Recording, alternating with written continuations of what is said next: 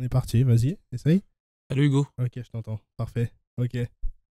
Putain, on est là en vidéo. Donc, bienvenue dans un nouvel épisode de Un rendez-vous musclé, le podcast pour les accros de la salle de sport et des sports de force, où on vous donne des conseils pratiques à appliquer à votre entraînement et à votre style de vie. Donc, si tout se passe bien, là, vous nous voyez en vidéo et sur YouTube. Donc, pensez à vous abonner, à lâcher un petit like. Et je suis aujourd'hui avec Chris dans cette magnifique salle de conférence. Est-ce que tu peux nous expliquer où est-ce qu'on est là? Alors, on est à Asnières-sur-Seine exactement, au bureau d'Agilia Solutions et de VoltFit. Putain, le bureau de... Il y a le nom... Attends, tu savais pas, il y avait le nom en bas. Moi, j'ai vu direct Volfit, c'est officiel, là. Il y a le nom en bas sur la porte. Alors là tu me l'as appris. Ouais, je savais qu'on était hébergés ici, qu'on avait les bureaux ici, mais je savais pas qu'on avait nos noms, notre nom en bas de la porte. Ça fait sérieux, ça fait sérieux. Ouais, c'est vrai que ça en jette. D'accord. Bah alors, dis, pour ceux qui ne te connaissent pas, et je pense qu'il y en a beaucoup, parce que du coup, c'est un peu caché sur votre Instagram de Volfit, mais alors explique-toi qui tu es et Volfit, qu'est-ce que c'est? Alors, pour ma part, moi je suis Chris, je dirais pratiquant de fitness classique, pas forcément fan de tout ce qui est fit game ou autre, mais dès que j'ai du temps libre, je vais à la Dans la salle, salle. hop, ça lance ma semaine, minimum 3 séances par semaine, 4 si je fais pas courir, mais j'aime beaucoup la course, et fan de foot. Surtout, moi, à la base, c'est fan de foot, hein, je veux Ok. rien savoir. Ok. Et ouais, on est caché derrière VoltFit. VoltFit, c'est un gros projet avec une grosse ambition. Mhm. Mais de base, l'idée était simple, claire, précise. C'était, ça nous permettait de trouver notre gym partner idéal. Donc rien à voir Rien à avec. voir avec ce que... Alors, avant qu'on revienne sur ça, parce que j'ai envie de revenir là-dessus, Ouais. aujourd'hui, explique le média Volfit, qu'est-ce que c'est, du coup, pour ceux qui ne connaisseraient pas. Alors pour ceux qui connaissent Parce que je pas, pense qu'il y a pas mal de gens qui l'ont vu, parce que du coup, il y a quand même, vous repostez pas mal de contenu et il y a beaucoup de gros qui vous suivent, donc les gens repostent. ouais. Donc je pense qu'il y a pas mal de gens qui ont déjà dû voir ça en story, mais qui savent pas concrètement ce que c'est. En tout cas, moi, c'était mon cas au début. Donc, si tu peux expliquer aux autres. Alors aux aujourd'hui, gens, c'est un magazine quotidien qui te permet en fait de retrouver des conseils, des entraînements, diètes ou autres sur tout l'univers du fitness. Fitness au global. Quand on parle du fitness, c'est nous du bien-être, du yoga, du pilates, au bodybuilding qui pour nous c'est une discipline professionnelle. Mais pour des personnes lambda comme moi, le monde du fitness c'est tout cet univers-là. Mhm. Et ce qu'on voulait, c'était en fait lancer un projet qui puisse être identifié comme le Bouscapé, mais du fitness. Ça va parler aux gens, ça. Ouais. D'accord. Et donc, du coup, comment ça. C'était quoi cette idée originale de faire d'en faire ton partenaire d'entraînement et comment vous avez bifurqué sur l'idée d'un média? Au début, toi, c'était quoi ton idée? L'idée au début, le VoltFit devait être une application qui te permettait de rencontrer dans ton secteur, donc Mhm. comme une application de rencontre, Mhm. ton partenaire idéal. On va dire deux mères de famille qui sont sur D'accord. l'appli. Elle slide, Donc comme là, sur Tinder. J'allais dire c'est le Tinder du fitness, mais après t'as dit 2 mères de famille, j'ai dit oh merde. Pourquoi Je peux faire la pas blague. On sait jamais, il y a les mères de famille qui ont le droit d'être sur Tinder. Ok, On est en 2022. Oh, putain. Au contraire, on n'a qu'une vie. Si je trouve ma mère là-dessus, attention. Voilà. Et Ok. on va imaginer que ces deux mères de famille ont déposé leurs enfants au sport, Ouais. foot ou autre, le mercredi après-midi. Elles ont 45 minutes à tuer. Hmm. Basic fit, tout ce que tu veux. Hmm. Elles se rencontrent sur l'application et elles y vont. D'accord. On m'a gentiment expliqué pendant mon concours d'entrepreneuriat en école de commerce que Ouais. fallait muscler l'idée, et que le business model c'était pas top. On n'allait pas revendre les données des utilisateurs comme ça ou faire de la pub sur une application inconnue. Mais donc du coup, toi tu voulais que ce soit une application gratuite. Ouais, une application gratuite, comme le D'accord. média aujourd'hui. Mais du coup, t'as déjà leur expliqué que c'était le Tinder du fitness. Voilà. Mais du coup, il y avait une version payante, non? T'avais pas l'idée d'une version payante en plus? Non, je me suis Peut-être pas ça, dit hein. qu'on allait mettre des profils en avant ou autre. Je suis plutôt du monde de la tech avec le test and learn, comme on en a parlé en off. Et on teste et on voit ce qu'il y a à apprendre. Et s'il y a de l'argent à faire, on en fait. Mais Parce que tous ces modèles-là d'application, ils marchent sur un modèle, ce qu'on appelle freemium. Voilà. Donc c'est que tu as du gratuit, mais tu as aussi Tinder Plus, pour reprendre l'exemple de Tinder, c'est que tu es limité au nombre de swipes et si tu veux plus de swipes, il faut payer. Tu aurais pu faire ça aussi avec l'application, j'imagine. Peut-être Ouais. tu as le droit à 5 swipes dans la journée. Si tu veux pas cette personne comme partenaire d'entraînement où tu veux swiper plus, il faut payer plus. Mais C'est après, vrai. je pense que tu trouves, alors là c'est moi qui pense, mais à haute voix, mais je me dis, une fois que tu as trouvé ton partenaire d'entraînement, est-ce que tu vas retourner sur l'application pour avoir une autre personne ou t'as trouvé ton gars et tu... J'imagine que c'est comme les Tinder, quand t'es en couple, oui, mais si ça a pas bien marché, tu...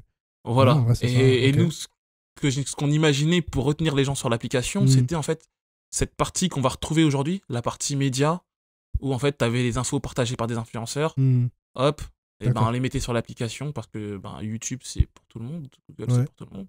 Tout à fait. Donc, on le partageait, et puis si tu voulais en voir plus loin, voir des news, retrouver des tips, bah, tu passais par l'application parce qu'elle te faisait un premier filtre par rapport à tout ce que tu peux trouver sur YouTube, sur Google.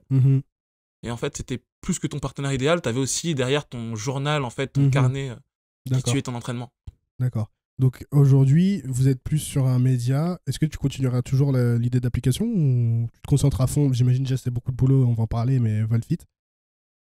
Ou est-ce que ça garde dans coin de ta tête ce projet d'application? Le projet d'application reste dans un coin de ma tête. Je me dis, pour 2022, on a beaucoup de choses à faire. Pour 2023, pourquoi pas? Parce que si on a les tendances qui se confirment durant 2022 et le fait que le média est vraiment un média, là, on peut réfléchir à deux choses. On va passer en mode physique, comme d'autres médias qui le font aujourd'hui sur d'autres magazines, ou sinon lancer cette application, mais avec une autre idée derrière. On va teaser un peu. C'est bien. Ok, donc du coup, aujourd'hui, qui se cache derrière Volfit? On va dire qu'on est une équipe de 8. D'accord. Une équipe de 8 actifs, c'est-à-dire que... T'as presque une équipe de foot quand même, hein? Ouais, on peut organiser un 5 avec les entraînements, avec les remplaçants, voilà. Donc moi, je suis le porteur du projet initial.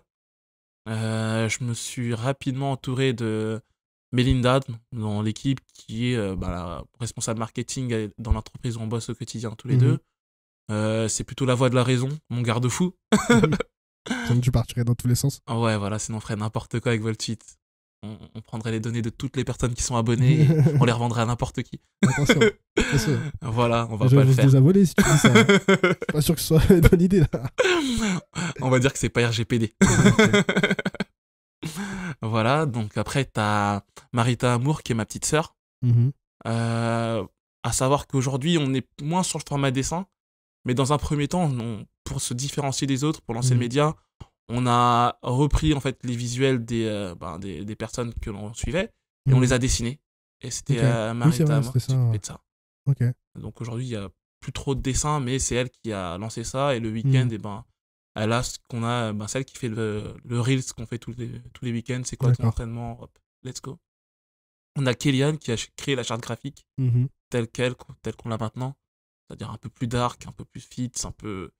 Ça envoie... Plus clair. Voilà. Au début, c'était pas trop ça, c'était plutôt enfantin.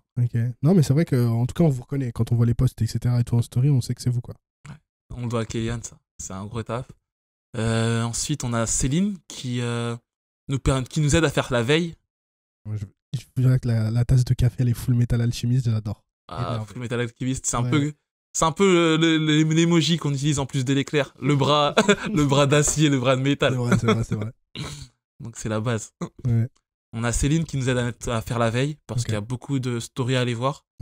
Désolé, c'est vrai qu'on a du mal à s'abonner sur les comptes parfois. Ouais. C'est vrai qu'il faut être beaucoup de stories. Des fois, j'ai envie de regarder, je fais putain, il y en a. Tu sais, tu vois tous les petits traits là. Tac, tac, tac. Voilà, tac, ça. Tu vois, flemme. Voilà. Ok. Et donc, faut aller regarder les stories des gens pour savoir ce qu'ils font, c'est quoi leur projet. Parfois, les gens, ils ont un deuxième compte. Ouais. Ils ont un autre projet derrière, comme les forceux. Ouais. Voilà, et faut suivre le projet, il faut vraiment suivre les personnes. Donc, faut les regarder ces stories. Donc, Céline, elle est là pour ça. Je suis là pour ça aussi. Belinda aussi. Après, on a Maria, Morgan, qui, elle, est coach. Parce qu'au bout d'un moment, on s'est rendu compte que au début, on était 4 et après, il fallait aller encore plus loin. Ouais. Il fallait des coachs dans l'équipe.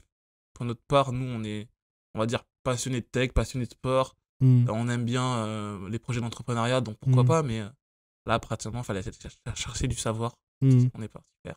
D'accord. Arthur, qui nous a rejoint cette année en plus, qui lui aussi est coach sportif. Diplômé, je tiens à le dire. On ne sait jamais. D'accord. Voilà. Et depuis peu, on a été rejoint par Léa. D'accord. Qui, elle, est préparatrice mentale. C'est une bonne psychologue. Et du coup, l'idée derrière tout ça, de cette entourée de professionnels, entre guillemets, de la santé, avec des coachs et des préparateurs mentaux, est-ce que vous allez lancer du coaching ou ce genre de service ou pas du tout? Pas du tout. Pour vérifier les informations et trucs comme ça? Voilà, c'est simplement pour vérifier et rendre le média plus crédible. Mais le média est gratuit. On aspire que la version digitale le reste. C'est-à-dire que si demain on lance un format papier, magazine, bien sûr qu'il sera payant, mais tout ce qui est digital, pour l'instant, on se dit que On fait pas d'e-book. Au D'accord. contraire, c'est une story. Tu veux savoir si ton influenceur préféré ou tu veux en découvrir plus, ils ont sorti des vidéos. Tu vas dans la story, t'as des tips, c'est classé en entraînement, tu cherches un entraînement pour le soir et puis voilà. D'accord.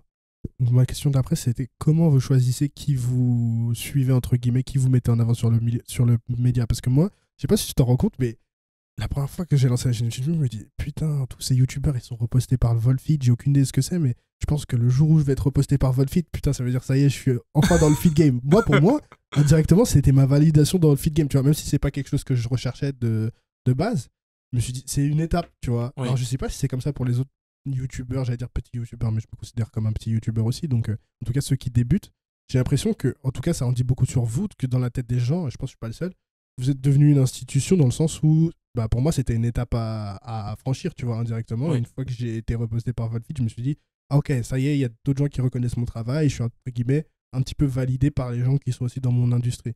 Donc, comment, s'il y en a qui, leur but, c'est de se faire aussi voir et mettre en avant par la page, comment vous choisissez ceux que vous mettez en avant?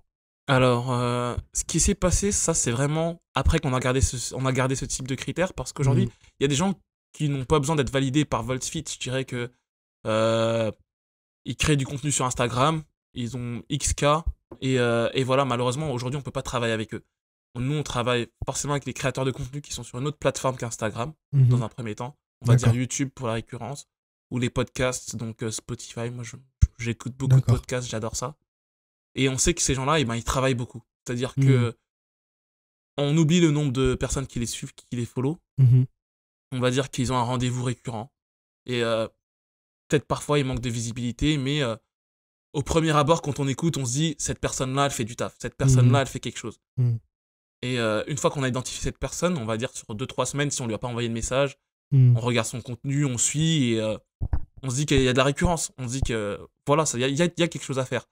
Peut-être que nous, on est personne, malgré le fait qu'on ait choisi tous les plus gros. Mais cette personne-là, elle charbonne, et c'est normal qu'elle soit dans un média, à nos yeux, dit gratuit. Enfin, au contraire, enfin, à notre niveau aussi, nous, on est personne. Enfin, on est comme la personne qui se dit, ouais, moi, je vais être dans VoltFit. Parce qu'on n'a pas XK. Tu t'es pas rendu compte de. Mais tu t'es pas rendu. Donc, quand je te dis, moi, pour moi, c'était mon effet de validation, toi, pour toi, tu ne vois pas du tout comme ça. Je le vois d'un côté parce que tout au début, ce qui s'est passé quand on a fait une sélection, on a sélectionné des personnes reconnues du fitness. C'est-à-dire, t'as beaucoup de cas, tes follow, même sur Instagram, on bosse avec toi. C'est-à-dire que on peut relayer ton contenu parce qu'on l'aime bien, mais on bosse pas, enfin, tu ne taffes pas, tu nous connais limite pas, et puis voilà. Mais après, on s'est rendu compte que on pouvait pas aller plus loin avec des gens qui créaient pas du contenu sur d'autres plateformes quand on le repartage. C'est-à-dire que si tu crées un podcast, tu veux que ton podcast il soit écouté. Et il est pas sur YouTube. Enfin, il est pas sur Instagram, excuse-moi. Ouais. Donc, à part si t'es la seule personne à le mettre dans ta story, d'autres personnes qui t'écoutent et tu leur demandes de le faire, ben, t'as pas forcément une grosse visibilité sur ce projet-là. Donc, nous, c'est ce qu'on s'est dit, ces personnes-là, eh ben, on va les aider. On les aide parce qu'aujourd'hui, c'est plus ou moins de l'aide qu'on fait à faire découvrir leur projet parce que, ok, ils travaillent beaucoup, mais validé par VoltFit, c'est un mot qui pourrait l'être parce qu'on a choisi les plus gros au début. Et voilà, mais on choisit aussi des personnes qui travaillent. Moi, je dirais pas que il y a que le nombre de cas qui compte. Au début, c'était un c'est un indicateur, critère. On va pas se mentir. C'est un indicateur parce que oui, quand tu vas arriver la première fois sur un compte, tu vas dire il a X followers. La blue check. Voilà. Certified. Voilà. Et oui, après, on a identifié les plus gros. Moi, je dirais, en restant sur le monde de Bouscapé, Bouscapé aujourd'hui, dans le rap, ils prennent les gros rappeurs, mais ils essaient aussi d'aller chercher les futurs talents. C'est-à-dire que nous, on espère que tu as un futur talent. Oh ben, j'espère aussi. Hein. Voilà. Abonnez-vous, les mecs. Mais quel accueil t'as reçu quand t'as commencé et que t'as contacté justement Enfin, t'as commencé à repartager les Thibaut InShape, les Nassim, alors sans forcément dire de nom, mais est-ce que ça a été bien accueilli?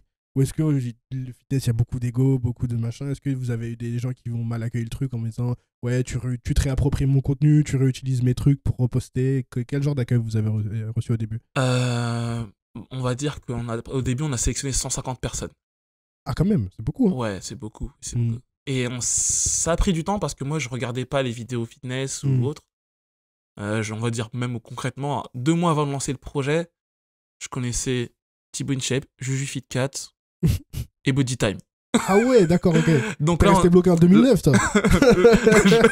pour te dire, moi je suis fan de foot, je regarde que du foot. Ah, mais qu'est-ce que tu t'es lancé dans un truc de fitness comme ça? Et je me suis dit, bah, par rapport à l'idée initiale qui était pouvoir rencontrer son gym partner idéal et derrière avoir un média, Ouais. bah, on s'est dit, bah, tu mets qui dans le média? Bah oui. Mais comment vous êtes lancé? Et là, tu connais personne. Comment tu t'es lancé dans un truc comme ça? Et au début, j'étais tout seul. Ah ouais. Je me suis dit, mais je connais personne. Je me suis dit, c'est n'importe quoi. Donc, j'ai tapé fitness sur YouTube comme n'importe qui le ferait. Ok. Là, Et j'ai trouvé des personnes, mais c'était pas forcément Ok. français. je suis en train de me rendre compte qu'il faut que je mette fitness du coup pour Ouais, le SEO là. ouais, ça peut aider Ouais. pour les SEO. Ok. Et donc, après, il fallait du fitness francophone. Donc, j'ai enlevé tous les Anglais, tous les Américains, hop. Y a plus personne du coup. Il y avait Lucille Woodward. Il y avait Lucille Woodward. Je sais pas qui s'occupe vraiment de tout ça dans son équipe, mais Ok. sérieux, elle a un gros référencement, un bon Ok. référencement. C'est-à-dire que peut-être qu'on n'est pas sa cible, mais demain, si tu tapes fitness, tu veux Ok. des conseils, quelque chose, même tu perds, enfin, tout ce qui est meal prep, Lucille Woodward, elle a Ok. vraiment Ok. bien enregistré dessus. Et Ah, bien t'as fait. c'était pas assez. C'était pas assez. On se dit, ouais, j'en ai une dizaine. Moi, je connaissais. On est en novembre 2020 et, le 1er janvier 2021, VoltFit va sortir. Ok. C'est-à-dire qu'on est au mois de novembre, il reste un mois et demi avant de lancer le projet. Je connais que 4 personnes, 4-5. Et j'en parle à mes potes autour de moi, ils me disent que c'est une bonne idée. Et j'ai un pote qui écoutait les vidéos qui regardait les vidéos de Marvel Fitness. C'est-à-dire, même Marvel, je le connaissais pas. Ok. Ah ouais. Même D'accord, Marvel, ok. je le connaissais pas. C'est-à-dire que la première fois que j'avais entendu de Marvel Fitness, c'était dans un podcast tech qui expliquait qu'un influenceur allait au tribunal. La prison. Voilà. Mais le podcast, il avait rien à voir avec le monde du fitness. C'est un podcast qui sort tous les mardis sur le monde de la tech. Et donc, Ok. un Ils ont parlé de influenceur qui Marvel. vantole. Ils ont parlé de Marvel. Ok. Et, ils avaient un avis tranché dessus. Tu m'étonnes. Donc, moi, quand mon pote il me parle de Marvel, je réfléchis. Je me dis, ah, j'ai déjà entendu ce nom. Et c'est un méchant.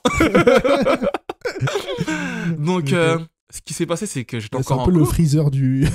Voilà. Et donc, j'écoute mon pote, je vais dans les vidéos de Marvel. Ouais. Et à chaque fois qu'il sort un nom, je regardais ses vidéos, Ah ouais. tu vois, où il a C'est ce que clashé j'allais tout le monde. dire. L'avantage de Marvel, c'est que si tu suis lui, tu suis tous les dramas du film. Voilà. Tu es au courant de tout. C'est pas plus mal. Et donc, lui, c'était plus simple que de taper fitness sur YouTube. Ah bah oui. Je regardais ses vidéos et je prenais des noms comme si c'était un cours et tu prenais des notes. Ok. Et en gros, grâce à lui, j'ai gagné, je sais pas, X temps à recenser les personnes Ouais. du feed game. Ok. Les personnes qu'il a clashé, les personnes qu'il a validées ou ce que tu veux, mais à partir de ce moment-là, j'avais beaucoup de noms. J'avais vraiment extrêmement de noms. Et quand t'as des noms, en fait, eh ben, tu t'abonnes sur Insta. Derrière, dans la foulée, t'as des suggestions et tu te dis, moi, j'ai une technique qui va être simple. Le Ouais. 1er janvier, dans ma tête, c'était simple. Comme dans le monde du foot, on te montre le nouvel an de ton footballeur préféré de ton équipe. Il a fait quoi? Neymar qui fait la fête au Brésil. Nan. Moi, je prends les stories de toutes ces personnes Ah ouais. et je les mets dans ma story. D'accord. Et je les tag. Ta story perso ou La t'avais story de déjà le- VoltFit. Ok. La story de VoltFit. C'est-à-dire que on va dire que le 1er janvier 2021, j'ai pas fait le nouvel an. 22h30, je vais dormir. Ah ouais. Je vais dormir et ma technique de gros hacking, c'est de mettre toutes ces personnes dans une seule story. Attends, déjà, tu viens de dire 1er janvier 2021. C'est-à-dire que ça fait que 1 an que vous êtes là. En fait, non, un an. Ah d'accord. Ok. Bon anniversaire. Merci. Ok. Dans ma tête, ça faisait plus longtemps que ça. Ok, d'accord. Ouais, c'est passé vite. C'est Mais fou, pour nous, ok. c'est que un an. Ouais, tu m'étonnes. Ok. Et donc, je prends toutes ces personnes-là. Mhm. À 4h30, je vais dans leur story, je regarde leur story. Et j'avais une application pour pouvoir en fait récupérer ce que tu veux dans la story de n'importe qui. D'accord. Je prends une seule partie de leur story, une slide, bam. Hop, un tel fait le nouvel an, un tel fait le nouvel an, un tel fait le nouvel T'as an. des applications pour récupérer les stories des gens? Ouais, faut pas le dire, c'est pas RGPD ça. Heureusement, mon ex, ça devait pas s'arrêter comme ça. parce que- Je te le dirai en off. Ok. Et donc on les a tous ripostés et c'est Elio Munoz. Elio Munoz du Street Workout qui fait des Dit quelque vidéos, chose. youtubeur à Barcelone, Suisse. Ah, je crois qu'il a dû faire une vidéo avec Eric Flag. Il en a fait plusieurs avec Ok. Eric Flag justement Ok. et il a aussi un podcast. Ok. Et il est midi, il m'envoie un vocal, il dit je sais pas trop c'est quoi le projet. Je répondrai peut-être pas, mais bon courage, si c'est pas ce projet-là qui a marché, c'est un autre. Force. C'est-à-dire le projet, je me suis levé à 4h, ça fait 8h que le projet il existe. Et ça, c'est le premier message que t'as reçu. Le premier message que je reçois, positif Ah à mort, ouais. gros vocal, Lourd. hop, on est riposte dans des stories. Ok. Alors que j'ai juste riposte ta story, je suis riposte ta story. Enfin, je comprenais pas, mais je fais Ouais. ah, il y a quelque chose et tout. C'est bon, la technique de Ouais. gros hacking, Ouais. elle est là. Ok. Est-ce que t'avais quand même pris le temps d'organiser? Parce que j'imagine qu'il n'y avait pas de contenu du coup sur le. Il y avait Sur déjà des Voltfit posts? Non, y a rien. Non, il y a le logo. Le logo. La description, il y avait le logo. La Enfin, description, ouais, du coup. logo, charte graphique, mais il y avait rien. Ok. Il y avait rien C'est comme quoi la post. description, tu te La rappelles description, ou pas? c'était, ouais, je me rappelle toujours, elle est sur notre compte TikTok, parce qu'on a Ouais. gardé la même. Et Ok. là, par contre, c'était un peu avant-gardiste, où on s'était Super. proclamé, pardon, numéro 1 du fitness. Donc, la bio, c'était un bras d'acier, comme Ouais. Full Metal, d'haltéro, une pêche pour les squats, fesses, du yoga, et média numéro 1 sur l'Actifit. D'accord. Donc, c'est ce que tu peux retrouver. Et ça, c'était Ok. notre première bio. Numéro D'accord. 1 sur l'Actifit avec un journal. Putain, ok. Donc on a voulu être un média vraiment direct. Et on s'est dit, il n'y a personne qui le fait en digital. C'est vrai. Enfin, je dis on, mais au début, j'étais tout seul. Ouais. Et l'idée, elle a été lancée et il y a des personnes qui sont abonnées. Hmm. Parmi nos premiers abonnés, c'est-à-dire au bout de 2 semaines, on est à 120 abonnés. Hmm. T'as Double Dragon Workout, t'as Fanny Engels, t'as une coaching grid qui fait du pilates. Elle avait déjà beaucoup d'abonnés sur YouTube. Et t'as Florent d'Horizon. D'accord. Donc T'as grosse Florent force au début. Grosse force. Ok. On reçoit des messages, c'est sympa. Et Hmm. ouais, grosse force au début. C'est-à-dire que tous les samedis soirs, on poste les rendez-vous du dimanche. Tous ceux qui sont censés sortir une vidéo, ils l'ont Ah ouais, annoncé. moi, donc, je suis pas ouf sur le rendez-vous du dimanche. Moi, je tente, mais putain, des fois ça marche, des fois ça marche pas. Ok. Et donc, pour les recenser, il faut regarder les stories de ces gens-là. Ok. Et Florent d'Horizon, il envoie un message et dit moi aussi, je sors une vidéo demain. Ah, en mode posté là. Voilà. Et donc, moi, je bug parce qu'à l'époque, il y avait marqué Iron Shark. Je connaissais la marque Iron Shark, Ok. mais je connaissais pas Florent d'Horizon. Plus que ça, Ok. je l'ai recensé dans le projet, mais voilà. Et je vois, il a 21 000 followers.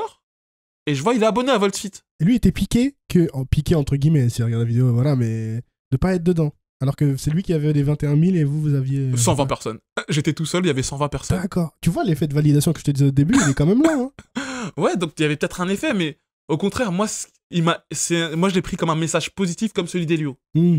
Ce message-là, c'est-à-dire qu'il a 21 000 personnes, il y a que 120 personnes qui sont abonnées au compte. Mhm. Il a vu un potentiel ou il a vu quelque chose. Hmm. Donc, déjà, merci Flo, Ouais. je te mets dans la story comme les autres, tu sors une vidéo le dimanche, et en plus de ça, ça m'a motivé. Bah ouais. Ça m'a motivé, j'envoie le message à mes potes. Et Mélinda, dont je t'ai parlé, qui a rejoint le groupe, enfin, qui a rejoint le projet, Mhm. là, direct, elle me dit, ouais, il y a quelque chose. Ma sœur, elle me dit, ouais, il y a quelque chose dans ton projet. Et elle fait du design, et Kélian, il fait du UX design. Donc là, à 4, bam, on se D'accord. lance. Au T'avais fur et à la mesure, confirmation. on est follow back par des personnes qu'on suivait déjà. Mhm. Et on se dit, c'est un truc de fou. Du coup, à quel moment ça prend de l'attraction dès le début? Dès le début, tu vois, il y a un engouement. Dès le début, on est riposte dans les stories des gens, Mhm. où ils regardent nos stories. Mhm. Mais avec je pense que c'était de la curiosité parce que on n'avait pas une charte graphique bien identifiée. On savait où on voulait aller, mais le feed, il n'était pas forcément cohérent Mhm. sur Insta. C'est-à-dire qu'on fait pas la course au like, mais on fait la course à du travail de qualité. On voulait de la beauté. Donc, fallait être cohérent. Mhm. Et au fur et à mesure, j'oublierai pas, ça a été un vendredi. Un vendredi, ça a été marquant. J'étais en cours, je préparais mon mémoire, Mhm. et je reçois un message d'Aiki Share Fitness. Ok. Aiki, il me demande de faire une vidéo, de présenter le projet, et il me dit qu'elle sera en avant dans sa vidéo qui sortira le dimanche en plus. Putain. Ok. T'avais combien d'abonnés à ce moment-là? Ça faisait plus de 3 mois, on a fait 3 mois pour 20 000 abonnés, donc on avait un peu plus de 1000 abonnés. Ok. Mais on était toujours à 4 et Ouais. c'est de la folie. Parce que ce vendredi-là, Ah ouais. t'as Aiki qui envoie le message et t'as MyProtein France qui s'abonne. Ok. En 3 heures, tu te dis, wow, c'est un truc de fou. Tu m'étonnes. Ok. Tu te dis, c'est un truc de fou. On avait déjà des gros abonnés, mais MyProtein France, il représente 217 000 à l'époque abonnés sur ce compte. Tu te dis, Ouais. wow. Déjà, nous, on a sorti la validation, tu vois. Ouais, bah ouais, tu m'étonnes. Mais si je me dis, du coup, eux, ils doivent se servir du compte comme en mode je pense que quand ils veulent sponsoriser des mecs, ils doivent se dire, ok, là, putain, j'ai un média, je peux avoir toutes les gens du fitness qui font des trucs qui sont entre guillemets déjà prévalidés, vous leur Ouais. mâcher le travail, entre guillemets. tu C'est ce vois. que je me suis dit. C'est ce que je pense que c'est ça qui se passe. Parce que tu vois, même moi, parfois, je me dis, putain, qu'est-ce que je vais inviter dans le podcast la semaine prochaine?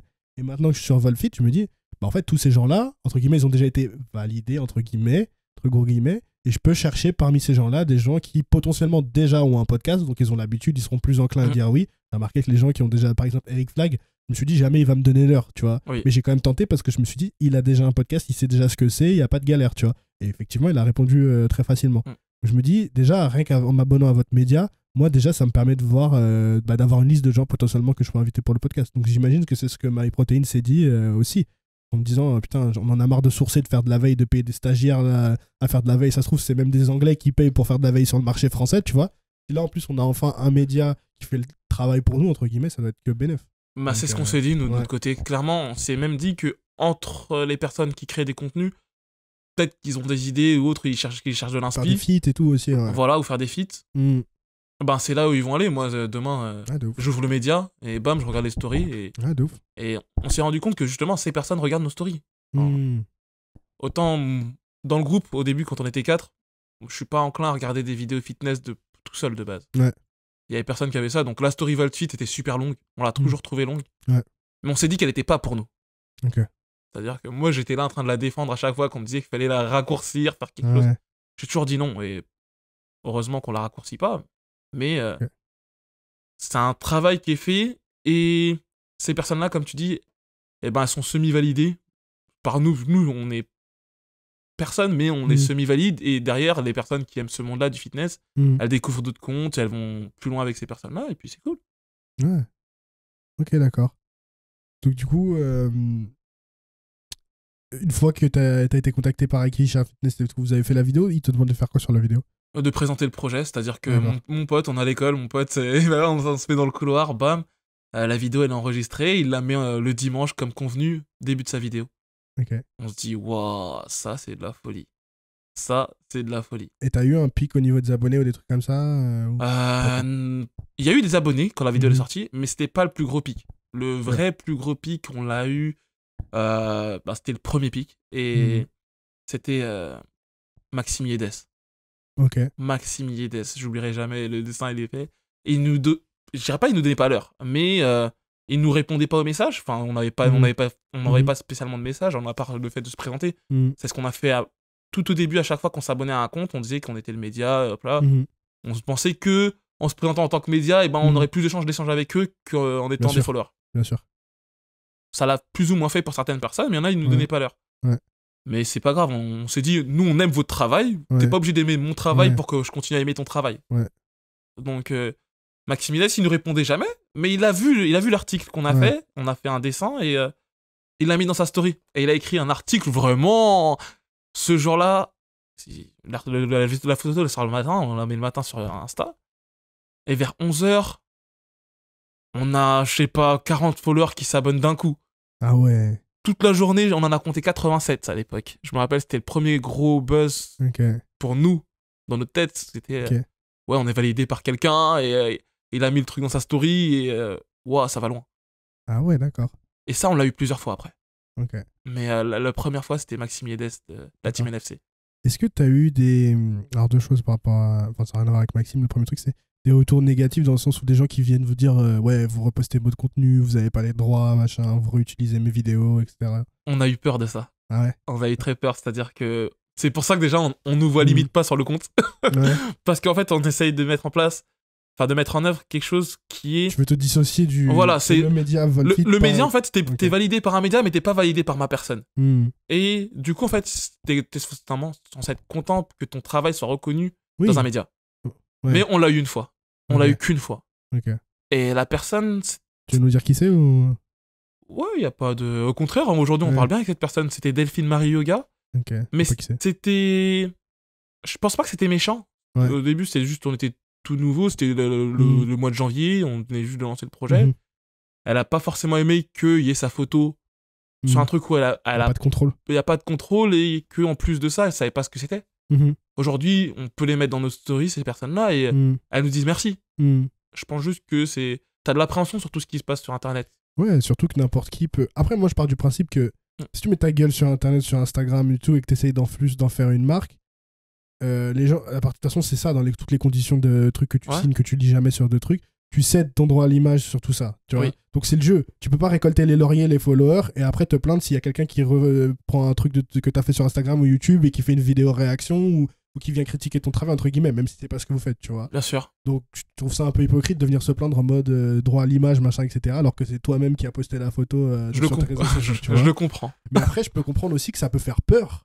Et tu le vois avec tous les youtubeurs, genre toute la team Valek, Raptor, etc., qui, eux, on prend leurs vidéos, on prend leurs articles, on fait des histoires alambiquées, on les associe à des fachos sur des sites extrême droite et tout, machin, etc. Tu te dis, mais attends, putain, moi je suis là, je fais des vidéos dans ma chambre, et on prend mon nom, on le traîne dans la boue comme ça, et j'ai aucun contrôle sur ces trucs-là, tu vois. Donc ça peut être, tu sais pas les intentions des gens derrière. Donc je comprends aussi que ça peut faire peur, entre guillemets. Tu vois un nouveau média qui arrive, tu te dis, mais attends, est-ce que c'est des mecs sérieux derrière? Est-ce qu'au contraire, ils font ça à la va-vite, sans battre les couilles? Est-ce que derrière, ils vont monter, je sais pas, une arnaque, un truc, ils vont demander des sous pour s'abonner et à la fin, il n'y a plus rien, tu vois? Bien sûr. Donc je crois que ça peut être aussi, ça peut aussi faire peur, quoi.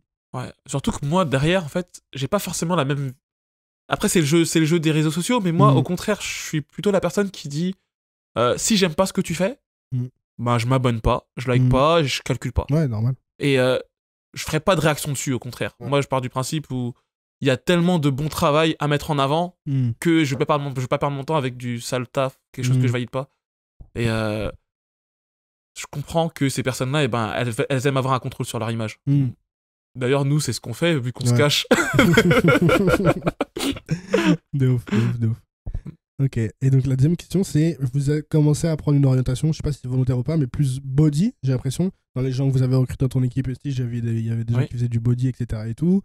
Et est-ce que, du coup, c'est aussi un angle que vous voulez développer, parler plus du body, ou est-ce que vous avez parlé d'autres portes, notamment la force athlétique, ou d'autres bras de fer, je sais pas, ce genre de trucs que vous voulez mettre aussi en avant, ou tu restes dans un fitness généraliste, entre guillemets, optique santé, etc.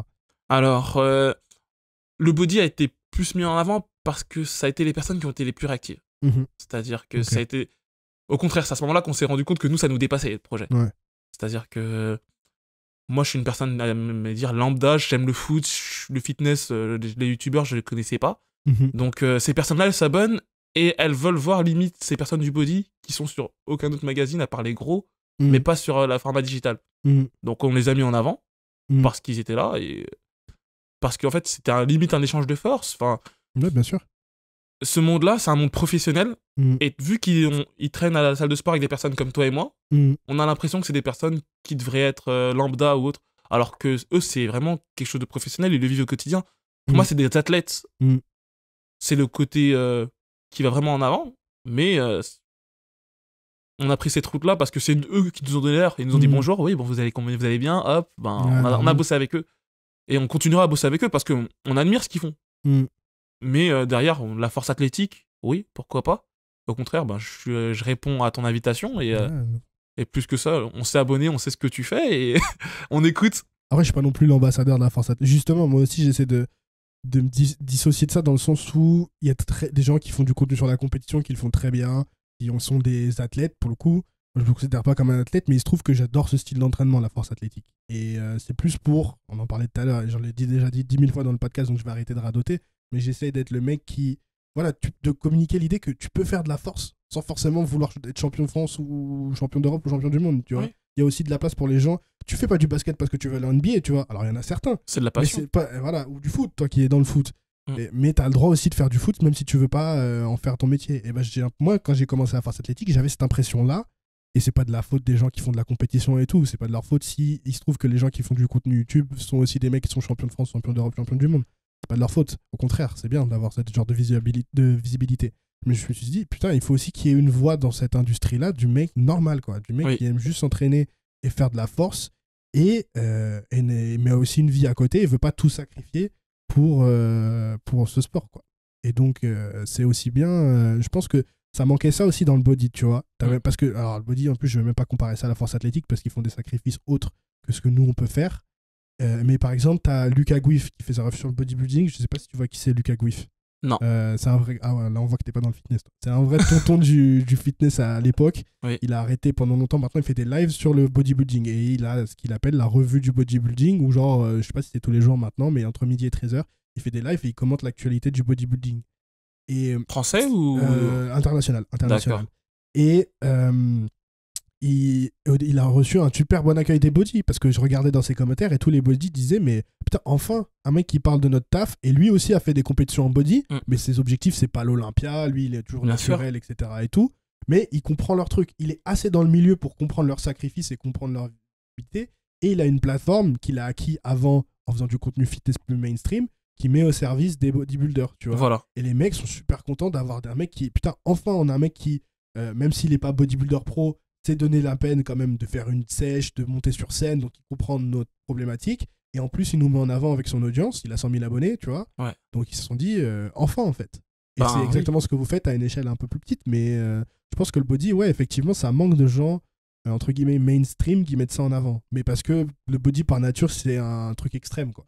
Oui, c'est des mecs qui vont à l'extrême de ce que le corps humain est capable de faire. Quoi. C'est ça, mais après, c'est ça pour tous les sports professionnels. C'est vrai. Et j'estime, en découvrant, comme on l'a découvert tout au long de l'année, le body, que c'est pas assez reconnu pour ce que c'est. Ouais. Après, moi je défendrai toujours le foot.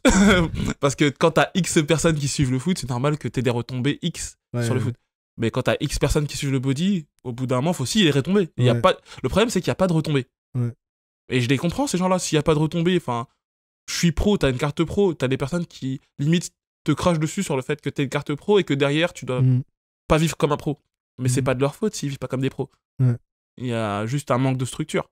Et c'est ça, parfois, pour l'ensemble des sports qui sont moins reconnus. Nous, on essaie de les mettre en valeur comme on met tout le monde en valeur. Ouais. Et ok. Du coup, quelle orientation pour Volfit à venir? C'est quoi vos objectifs Alors, cette année, plus d'interviews. C'est déjà... Je dis plus parce qu'on en a fait une.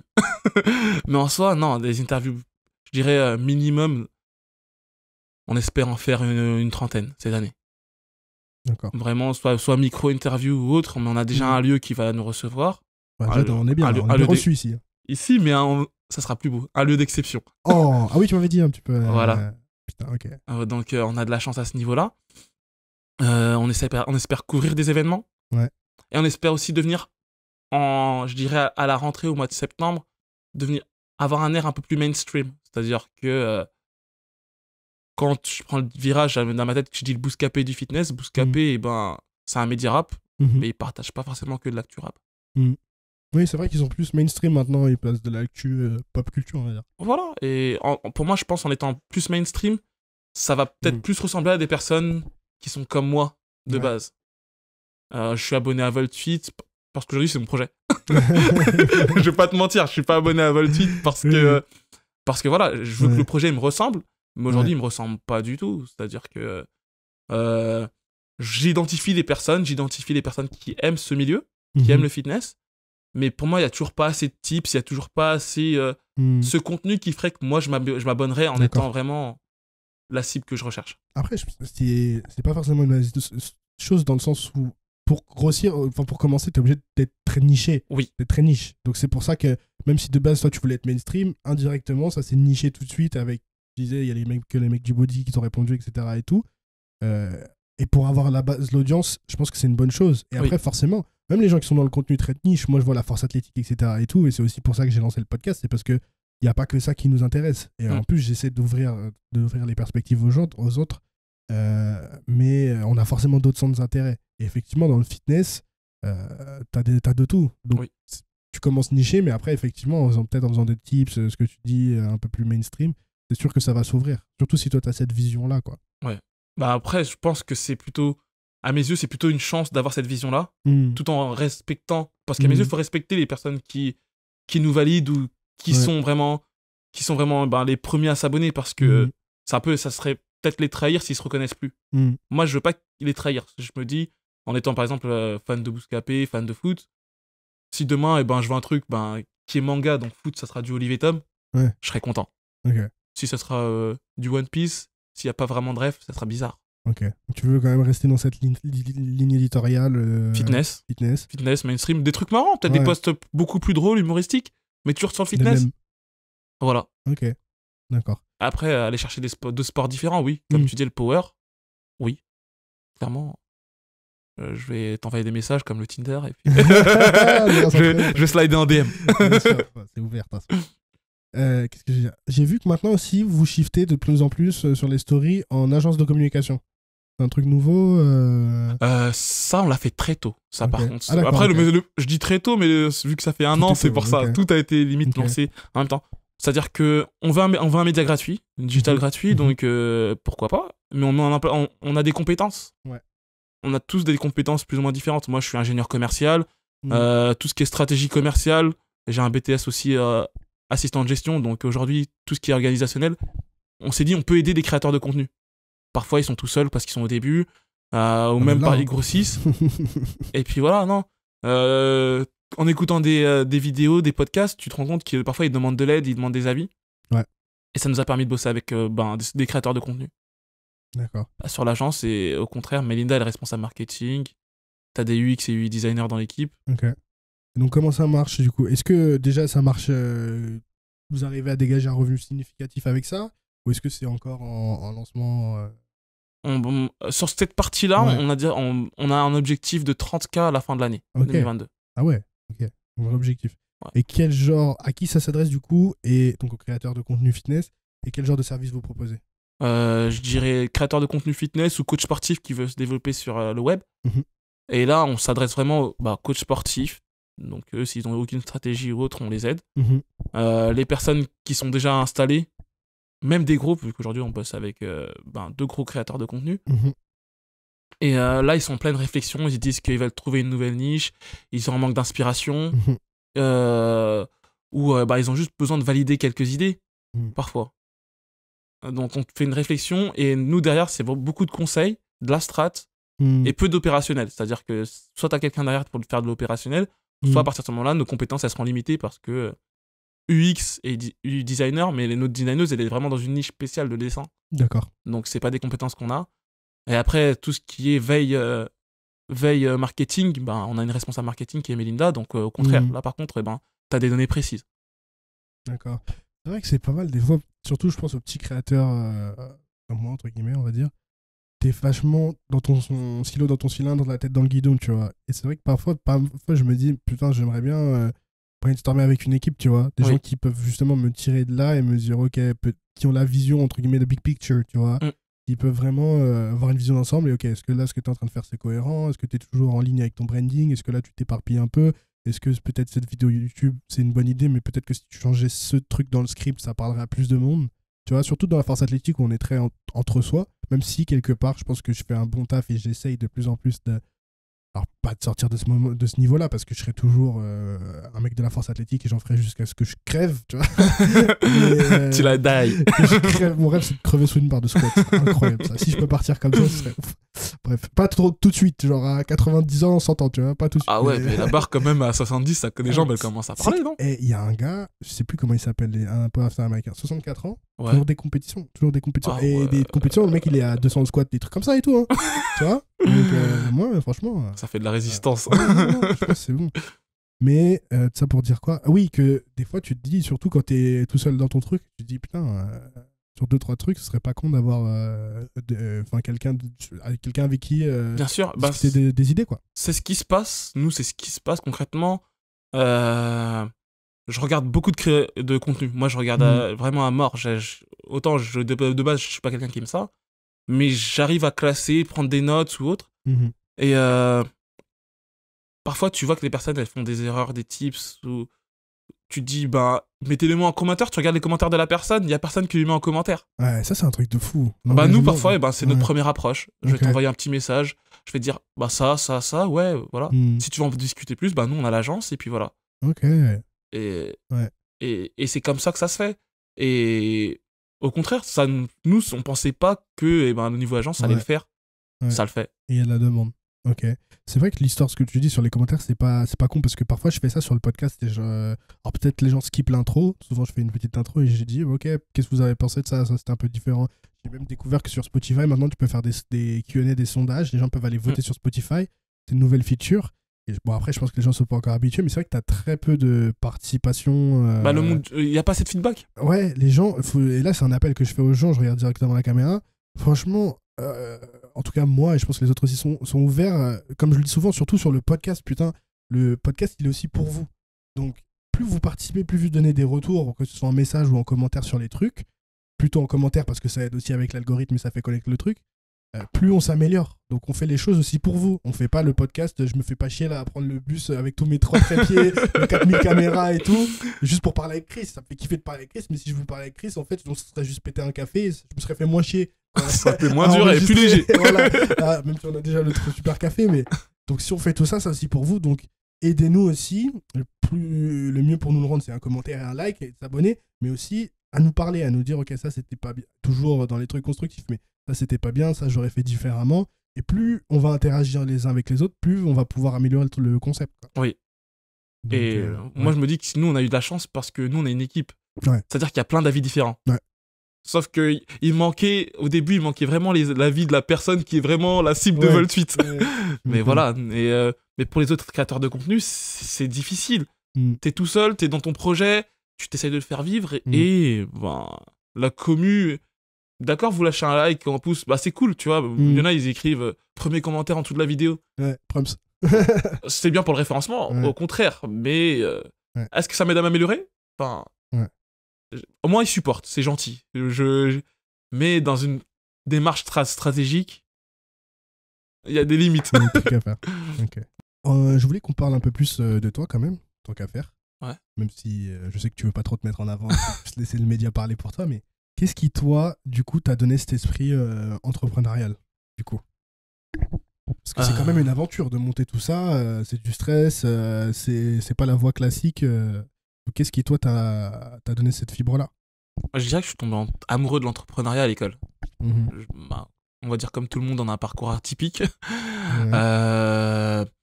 On va dire j'ai terminé mes études en 2011 avec un bac technologique hôtellerie-restauration. D'accord. J'ai mon bac en 2011, je vais vivre en Angleterre pendant 1 an et demi. La vie, elle est cool. J'ai fait de la restauration, il y a le foot à côté. J'apprends l'anglais, il y a les JO à l'époque, c'était cool. Et je dois revenir en France. Je reviens en France, je continue dans le monde de la restauration. Et au bout d'un moment, je commence un peu à stagner. Ça fait 2-3 ans que je suis dans le même resto, il est magnifique, c'est cool, j'adore mes collègues. Mais j'ai envie de step up. Ouais. J'ai toujours eu ce mindset, je veux la place du boss. Filez-moi la place du boss. C'est-à-dire que même quand je suis arrivé dans le resto, il y avait des managers. Mal avec l'autorité? Non, par contre, c'est quelque chose où il y a beaucoup d'entrepreneurs qui l'ont, moi je l'ai pas du tout. Ouais. C'est-à-dire que le mec qui me paye, il est totalement légitime de dire ce qu'il veut, c'est fait comme il veut, je mange en a. J'ai même pas cette raison. Moi c'est juste, j'aime la liberté, mais j'ai pas le fait... Tu veux être ton propre patron, mais t'as pas forcément du mal, tant que l'autorité est légitime, à la respecter. Moi je respecte facilement. D'accord. Mais ben, je reprends mes études parce que je voulais la place du boss. D'accord. Et en même temps, je bosse le week-end dans mon resto en tant que barman. Et là, par contre, ça commence à être réel. L'alternance, les cours, le taf le week-end, tu te dis, oh, c'est dur. Mais t'avais pas fini. Tu refais de l'alternance du coup J'ai repris mes études. C'est-à-dire que j'ai eu mon bac, j'ai simplement eu mon bac et je suis parti. Et là, je pars du départ. BTS, assistant de gestion. C'est dur.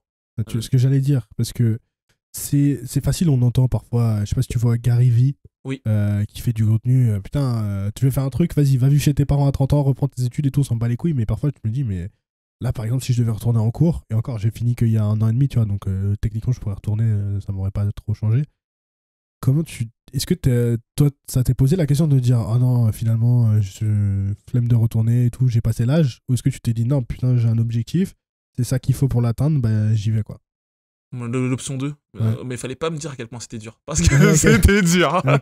Mais au contraire, moi, je retourne pas chez mes parents. Je vais mon taf, je le garde, je le mets le week-end. Je fais de l'alternance, j'aurai plus de thunes et je continue à apprendre. Et autant j'aimais pas l'école avant, autant là, je me suis dit, j'ai besoin d'apprendre. Je passe mon BTS, ça fait 2 ans, 7 jours sur 7, non-stop. Mes congés, je les prends pour réviser les partiels. Tu te dis, c'est chaud.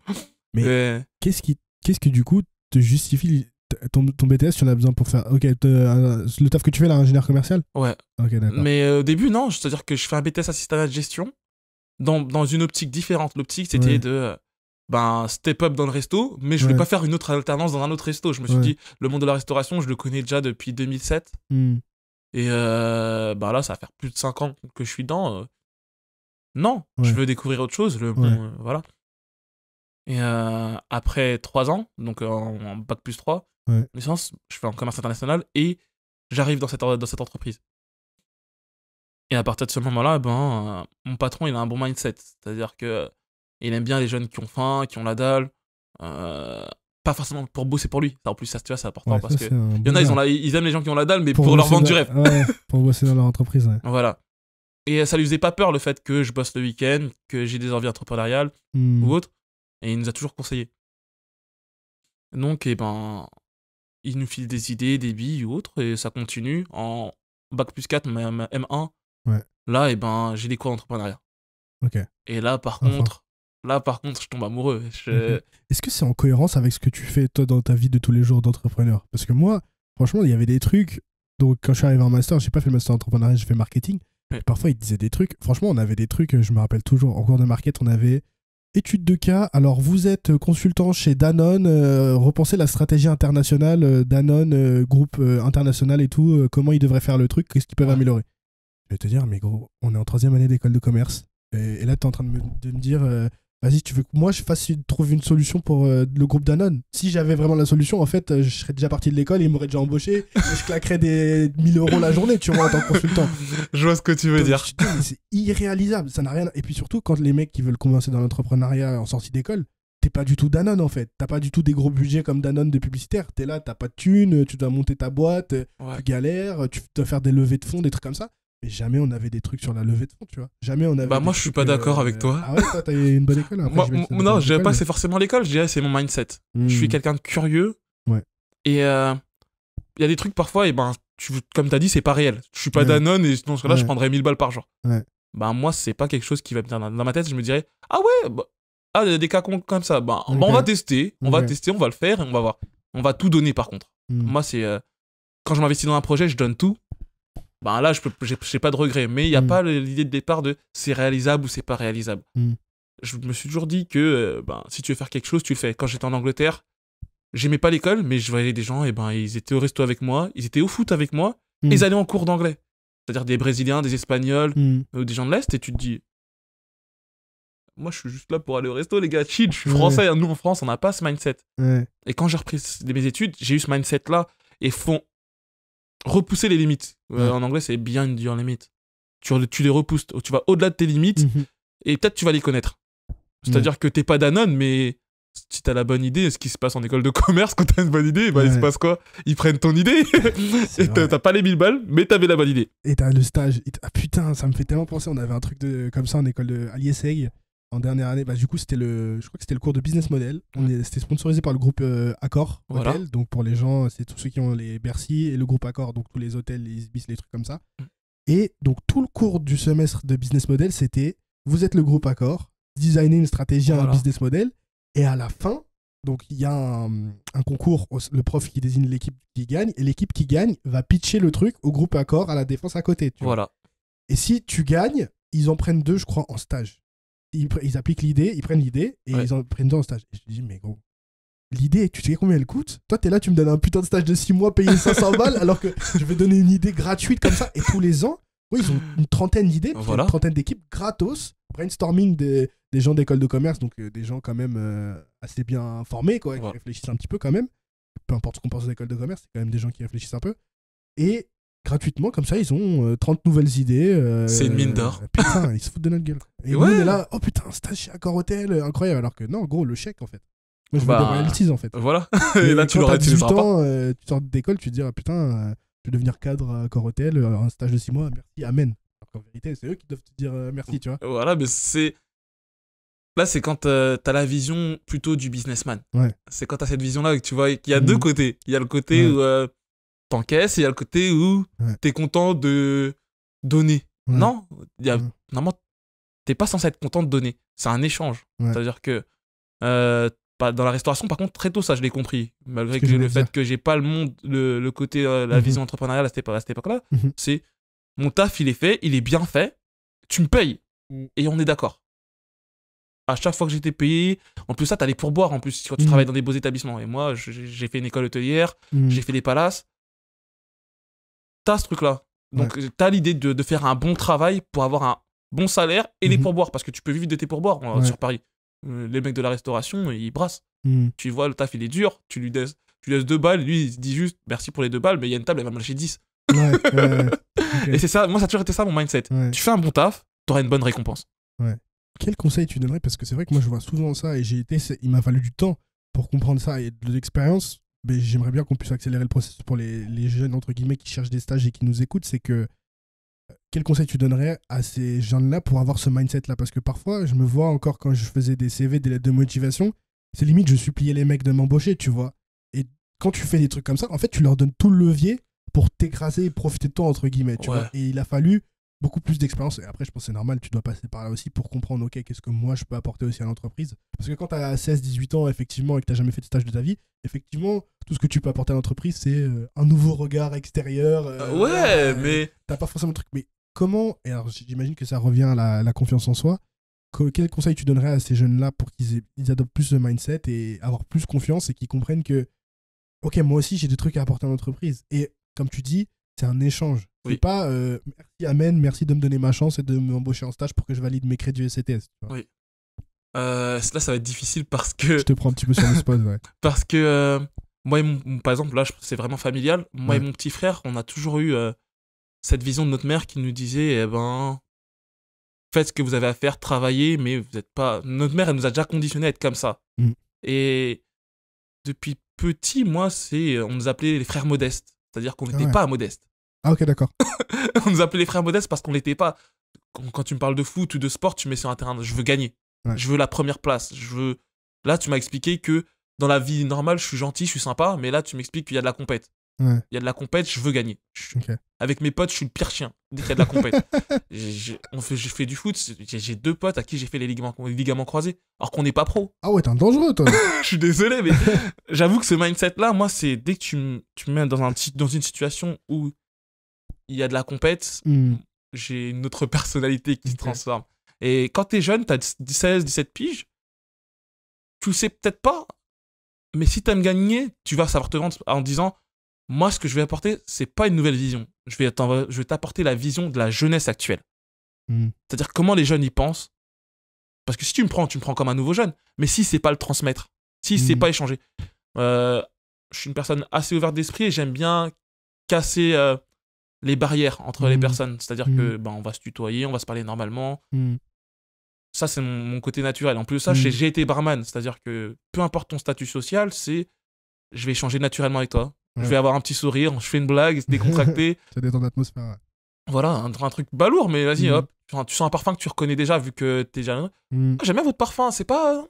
Ouais. Tu vois, la personne, et finalement, tu lui parles plus de son travail. Tu mets la personne à l'aise. Et je l'ai déjà fait plein de fois dans des entretiens de travail. Et pour moi, c'est ma plus grosse qualité, mais c'est aussi mon plus gros défaut. Ouais. C'est vrai que ça te met... Moi aussi, je suis très familier et on me l'a reproché dans des situations de stage en mode fais attention, ça va se retourner contre toi. Quand t'es trop à l'aise avec la personne. Ouais. Moi, je fais pas la différence entre professionnel et personnel, tu vois. Ah, moi, je la fais, mais je suis sympa. Enfin, dans le sens où je vais être très familier avec les gens dès le début, tu vois. Et il y a certaines personnes qui, comme tu dis, ça va mettre à l'aise, ils vont être contents, ils vont se décoincer. Et d'autres personnes en qui, tout de suite, oh là là, non, en fait, on est collègues et c'est tout, tu vois.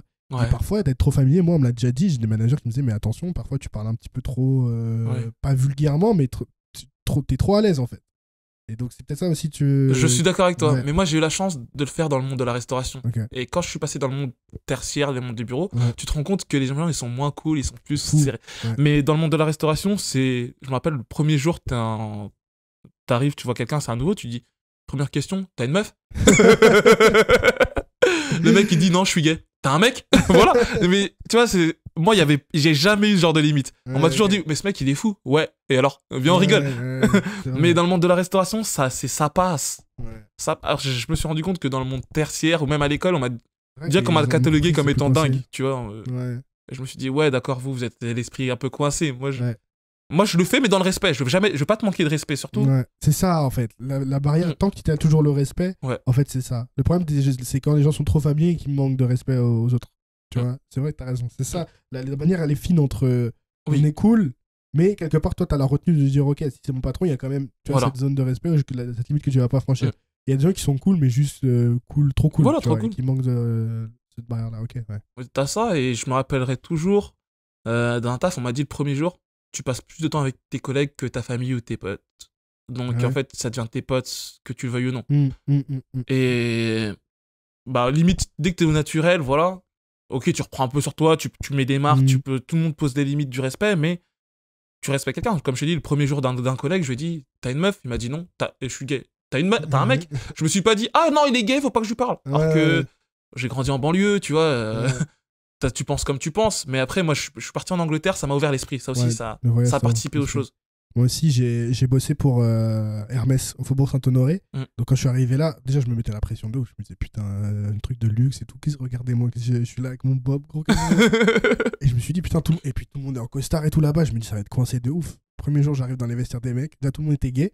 Ouais. Et gros, bon, je faisais un peu de muscu, tu vois, déjà. Je me mets torse nu. Gros, tous les mecs me regardaient, ils avaient envie de me grailler. Gros, je te jure que dans les vestiaires, ça me tripotait.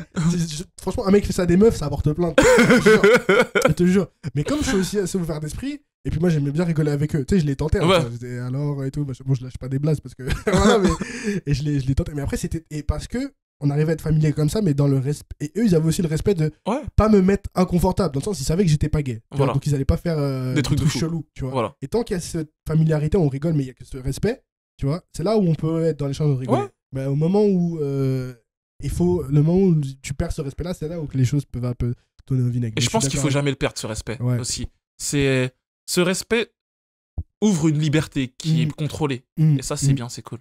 Donc pour tous les jeunes, pour moi, à partir du moment où t'es respectueux et que, en plus, on est à une époque où en fait, on peut plus revendiquer sa personne ou comme on est. Moi, quand j'étais plus jeune, jamais de la vie, tout ce qui était il, elle, yel ou je sais pas quoi, ça existait. Ouais. Enfin, j'ai une tête de gamin, donc voilà, mais voilà, j'ai quand même les 28. Ouais. Ok, Donc... putain, t'as 28, j'aurais pas dit. Okay. Ouais, j'ai 28. Génération 93. On commence à être vieux. Ok. On arrive tranquillement à la fin de ce podcast. Déjà, avant qu'on fasse, j'ai des petites questions de fin que je fais à tous mes invités. Je vais te demander, alors du coup, t'es pas très fit game, mais est-ce que tu as un avis? Qu'est-ce que tu penses de l'état du fit game en ce moment? Après un an avoir bien regardé les vidéos, là, c'est bon, j'ai un avis.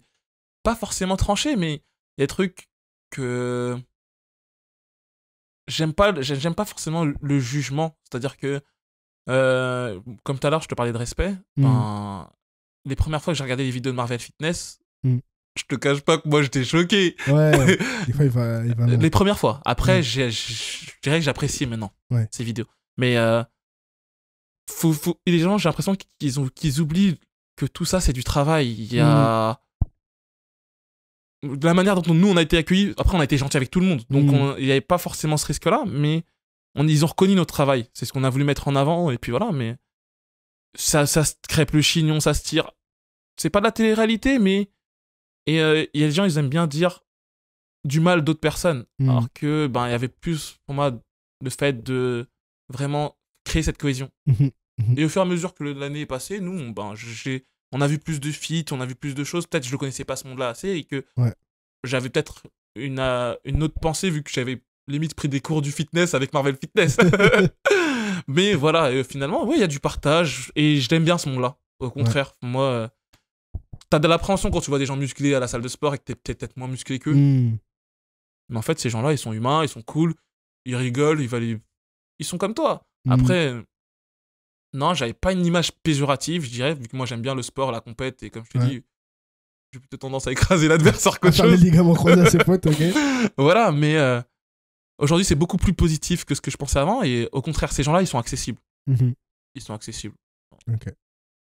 Top. Bon, je vais te lancer poser les petites questions alors que je pose à tous mes invités à la fin. C'est quoi ton son pour PR? Alors pour nous, PR, ça veut dire personal record. Quand t'as une grosse barre, quand tu vas péter un record au développé couché, qu'est-ce que t'écoutes dans ton casque? Depuis, je dirais, 2018, c'est J-Rock. Okay. Win. Win. Okay. Like everything else. Ça c'est mon son. Ok, c'est validé. Ton lift préféré entre, bien sûr, squat, développé couché et soulevé de terre? Moi, c'est simple, il y a que une seule chose. Okay. Je vois sur le bench, les gars, c'est tout. Ah ouais? Pas de squat, pas de... Non, je squatte plus, j'ai commencé avec du crossfit. Ok. Et ça m'a explosé les cuisses. Ok. J'ai explosé des pantalons. Ah ouais, ouais. Non, les gars, moi, j'avoue, je suis le mec, genre de mec, je vais courir 3 fois par semaine, 2-3 fois Ok. par semaine.